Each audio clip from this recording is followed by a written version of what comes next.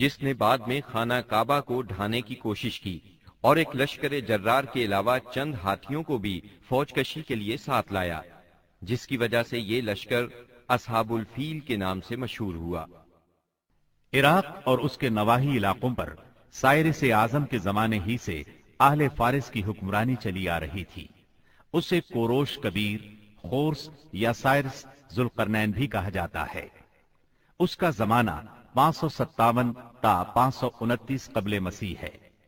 اس کے مقابلے میں کسی کو آنے کی جرت نہیں تھی، یہاں تک کہ 326 قبل مسیح میں سکندر مقدونی نے دارا اول کو شکست دے کر فارسیوں کی طاقت توڑ دی، جس کے نتیجے میں ان کا ملک ٹکڑے ٹکڑے ہو گیا اور طوائف الملوکی شروع ہو گئی۔ یہ انتشار 230 عیسوی تک جاری رہا۔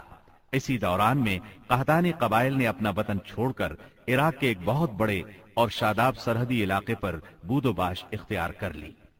پھر عدنانی لوگ اپنا وطن چھوڑ کر اس طرف آئے۔ انہوں نے لڑ بھیڑ کر جزیرہ فراتیہ کے ایک حصے پر اپنا قبضہ جما لیا۔ ادھر 226 عیسوی میں اردشیر نے جب ساسانی حکومت کی داغ بیل ڈالی تو رفتہ رفتہ فارسیوں کی طاقت ایک بار پھر پلٹ آئی۔ اردشیر کے عہد میں حیرہ، بادیات العراق اور جزیرے کے ربیعی اور مزری قبائل پر جزیمت الوضاح کی حکمرانی تھی۔ شاہان حیرہ کے پاس فارسی فوج کی ایک یونٹ ہمیشہ رہا کرتی تھی، جس سے بادیہ نشین عرب باغیوں کی سرکوبی کا کام لیا جاتا تھا۔ یہ بات تو مشہور ہے کہ مکے میں آبادی کا آغاز سیدنا اسماعیل علیہ السلام سے ہوا۔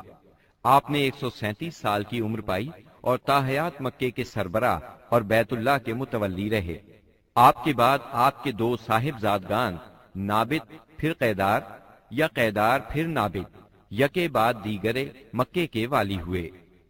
ان کے بعد ان کے نانا مزاز بن عمر جرہمی نے اقتدار اپنے ہاتھ میں لے لیا۔ اس طرح مکے کی سربراہی بنو جرہم کی طرف منتقل ہو گئی اور ایک مدت تک انہی کے ہاتھ میں رہی۔ سیدنا اسماعیل علیہ السلام کا زمانہ قریباً 2000 برس قبل مسیح ہے۔ اس حساب سے مکے میں قبیلہ جرہم کا وجود کوئی 2100 برس تک رہا اور ان کی حکمرانی قریباً 2000 برس تک رہی۔ بنو خزاعہ نے مکہ پر قبضہ کرنے کے بعد بنو بکر کو شامل کیے بغیر تنہا اپنی حکمرانی قائم کی۔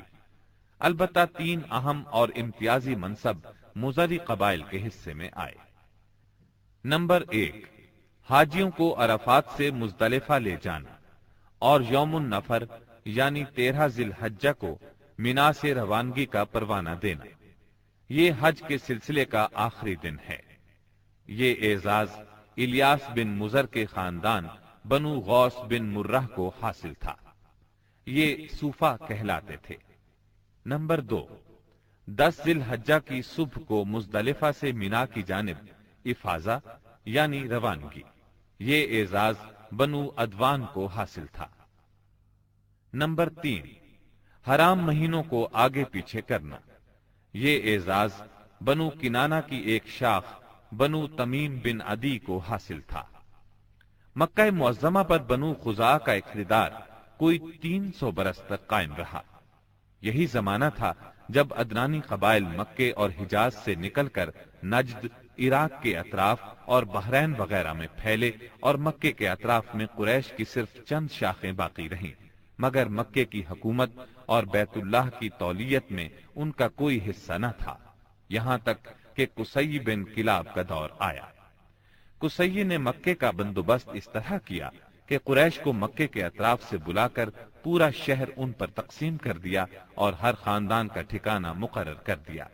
البتہ مہینے آگے پیچھے کرنے والوں کو نیز آل صفوان، بنو عدوان اور بنو مرہ بن عوف کو ان کے مناصب پر برقرار رکھا، کیونکہ قصی سمجھتا تھا کہ یہ بھی دین ہے، اس میں رد و بدل کرنا درست نہیں۔ قصی کا ایک کارنامہ یہ بھی ہے کہ اس نے حرم کعبہ کے شمال میں دار الندوہ تعمیر کیا۔ اس کا دروازہ مسجد کی طرف تھا۔ دار الندوہ دراصل قریش کی پارلیمنٹ تھی، جہاں تمام بڑے بڑے اور اہم معاملات کے فیصلے ہوتے تھے۔ قریش پر دار الندوہ کے بڑے احسانات ہیں، کیونکہ یہ ان کے اتحاد کا ضامن تھا اور یہیں ان کے الجھے ہوئے مسائل احسن طریقے سے طے ہوتے تھے۔ قصی کو سربراہی اور عظمت کے یہ مرتبے حاصل تھے۔ نمبر 1، دار الندوہ کی صدارت، جہاں بڑے بڑے معاملات کے بارے میں مشورے ہوتے تھے اور جہاں یہ لوگ اپنی بیٹیوں کی شادیاں بھی کرتے تھے۔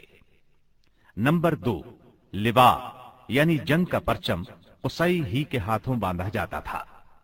نمبر 3، حجابت یعنی خانہ کعبہ کی پاسبانی۔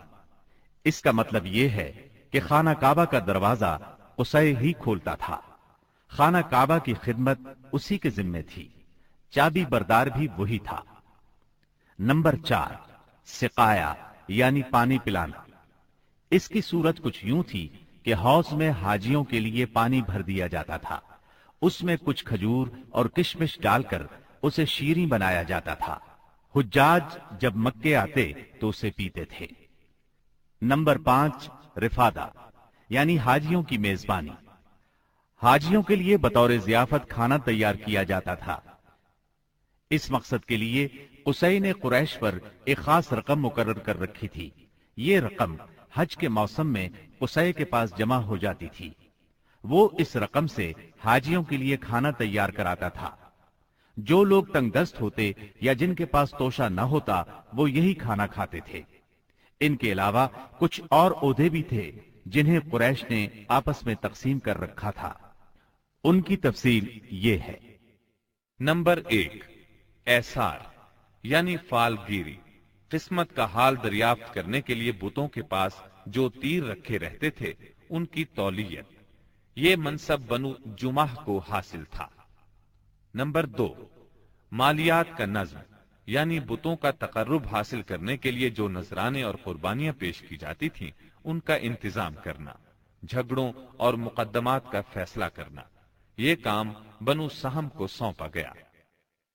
نمبر 3، شورا، یہ اعزاز بنو اسد کو حاصل تھا۔ نمبر 4، اشناق یعنی دیت اور جرمانوں کا نظم، اس منصب پر بنو تیم فائز تھے۔ نمبر 5، عقاب یعنی قومی پرچم اٹھانا، یہ بنو امیہ کا کام تھا۔ نمبر 6، قبہ یعنی فوجی کیمپ کا انتظام اور شاہ سواروں کی قیادت، یہ کام بنو مخزوم کے حصے میں آیا تھا۔ نمبر 7، سفارت، یہ منصب بنو عدی کا تھا۔ ہم قحطانی اور عدنانی قبائل کے وطن چھوڑنے کا ذکر کر چکے ہیں۔ ان قبائل میں سرداری نظام رائج تھا، قبیلے خود اپنا سردار مقرر کرتے تھے۔ قبائلی سرداروں کا درجہ اپنی قوم میں بادشاہوں جیسا تھا۔ قبیلہ صلح اور جنگ میں بہرحال اپنے سردار کے فیصلے کا پابند ہوتا تھا۔ سردار کو وہی اقتدار اور اختیارات حاصل تھے جو کسی بادشاہ کو ہوا کرتے ہیں۔ حتیٰ کہ بعض سرداروں کا یہ حال تھا کہ اگر کبھی وہ بگڑ جاتے تھے تو ہزاروں تلواریں بے نیام ہو جاتی تھیں، اور وہ یہ بھی نہیں پوچھتے تھے کہ سردار کے غصے کا سبب کیا ہے۔ اب رہا سیاسی حالات کا مسئلہ۔ جزیرت العرب کے 3 سرحدی علاقے تھے، یہ تینوں غیر ممالک کے پڑوس میں تھے۔ ان کی سیاسی حالت سخت پریشان کن تھی۔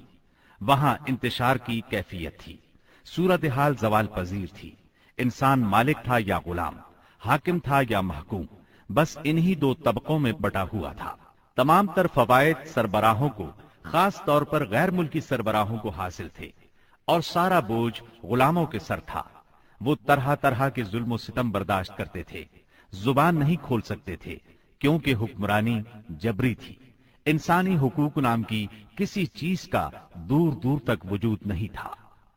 عرب کے عام باشندے اسماعیل علیہ السلام کی دعوت و تبلیغ کے نتیجے میں دین ابراہیم کے پیروکار تھے، اس لیے صرف اللہ کی عبادت کرتے تھے اور توحید پر کاربند تھے۔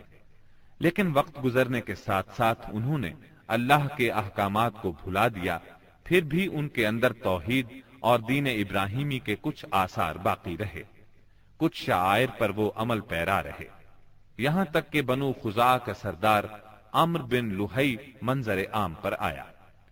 اس کی نشو و نما نیکی، صدقہ و خیرات اور دینی باتوں سے گہری دلچسپی پر ہوئی تھی۔ اس لیے لوگوں نے اسے محبت